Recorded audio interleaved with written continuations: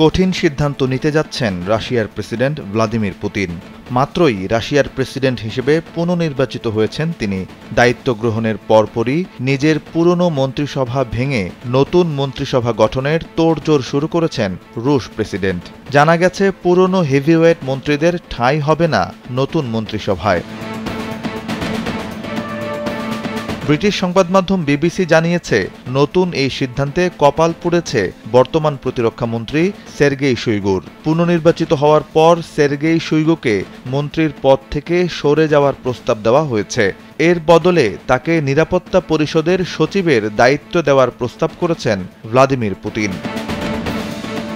1 মিনিটে নগদ Islamic account খুলতে ডায়াল করুন *167#।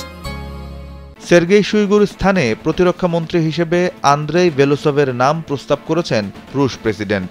তবে এর আগে বেলোসভের প্রার্থিতা রুশ পার্লামেন্টের উচ্চকক্ষে অনুমোদিত হতে হবে। প্রেসিডেন্ট হিসেবে পঞ্চম দফায় দায়িত্ব নেওয়ার পর মন্ত্রিসভা পুনর্গঠনের অংশ হিসেবে এই প্রস্তাব করেন পুতিন। রাশিয়ার আইন অনুযায়ী নির্বাচিত প্রেসিডেন্ট দায়িত্ব নেওয়ার পরই পুরো মন্ত্রিসভা পদত্যাগ করতে হয়। এই সুযোগে প্রতিরক্ষা মন্ত্রীর পদটি কোনো বেসামরিক লোকের হাতে দেওয়ার সিদ্ধান্ত নিয়েছেন রাশিয়ার প্রেসিডেন্ট। ক্রেমলিনের মুখপাত্র দিমিত্রি পেসকভ সংবাদমাধ্যমকে জানান, প্রেসিডেন্ট পুতিন মনে করেন প্রতিরক্ষা মন্ত্রণালয়ের নতুন নতুন উদ্ভাবন এবং অত্যাধুনিক ধ্যান ধারণা প্রয়োজন। সেজন্য সামরিক বাহিনীর বাইরের কেউ এই পদে ভালো করতে পারবে। শুইগুর পরিচালনায় 2022 সালের ফেব্রুয়ারি মাসে ইউক্রেন আক্রমণ করে রাশিয়া। এরপর 2 বছর পেরিয়ে গেলেও যুদ্ধে এখনও পূর্ণ শক্তি ধরে রেখেছে দেশটি। বিপরীতে জনশক্তি, গোলাবারুদ ও আকাশ প্রতিরক্ষার মজুতের ঘাটতির মুখে পড়েছে ইউক্রেন।